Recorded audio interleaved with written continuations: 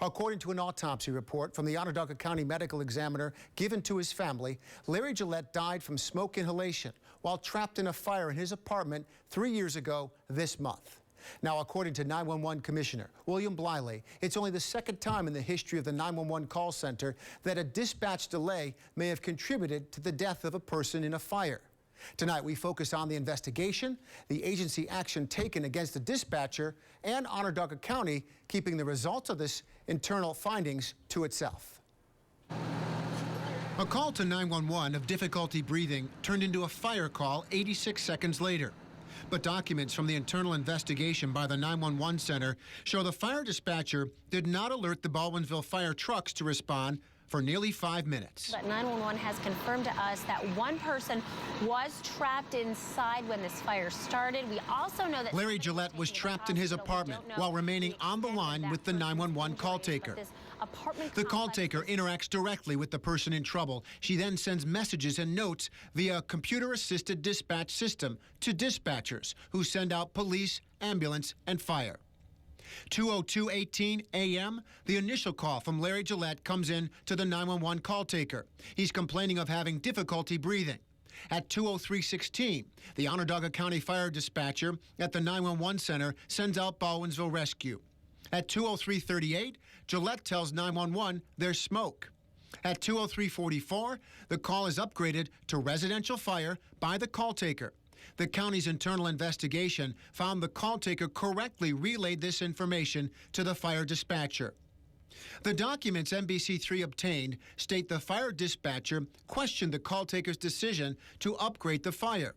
Documents show the dispatcher did not send Baldwinsville fire trucks until after there was an explosion, an alarm was heard, and police saw fire coming out of the windows of the apartment.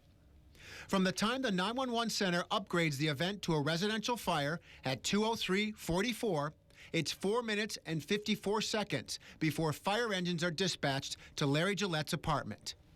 Should have been handled a little bit better, dispatched quicker, you know. Ambulance got there, police got there.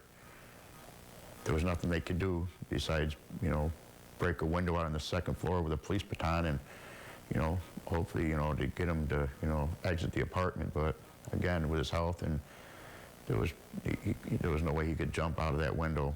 In the days that followed, the family of Larry Gillette was told by the 911 center about their brother's panicked final moments, as heard by the 911 call taker. But they say they were never told about the 5-minute dispatch delay. Not until we informed them about what we uncovered through the Freedom of Information law and court documents. She stated that she had already had resources en route and that she hesitated to, quote, blow out resources for multiple fire departments if they were not needed. The day after Larry Gillette died, an internal investigation commenced. In statements gathered by a shift supervisor, dispatcher Mary Beth Pizarris offered a 6-line handwritten explanation of what occurred. Dispatcher Pizarris wrote, "Call came in as difficulty breathing. I dispatched Baldwinsville Rescue. Notes were unclear as to what was going on. Sent a technical assistant over to call taker to see what was going on. Then I saw the note of alarm going off, so I sent the response for a structure fire. Then I left for the night." According to the county's internal report, the call taker's notes were not confusing in light of the training provided in regard to fires. The 911 commissioner completed the internal investigation by December of 2013, 1 year later. The Gillette family knew nothing of it until we told them what we uncovered. Did you or anybody in your family get a call or any notification from Onondaga County since that fire? No, nothing. Absolutely nothing. Do you think you should have been informed of their investigation and what it found? Should have. We should have. We should have been informed that, again, something went wrong. Something went wrong. The specifics of each moment where department policy was violated are included in the written reprimand given to dispatcher Pizarris. It details the moments when smoke, alarms, an explosion, and fire should have led to an upgrade of the alarm by activating the Baldwinsville Fire Department. Dispatcher Pizarris is offered an opportunity to improve her conduct or face further disciplinary action, including discharge.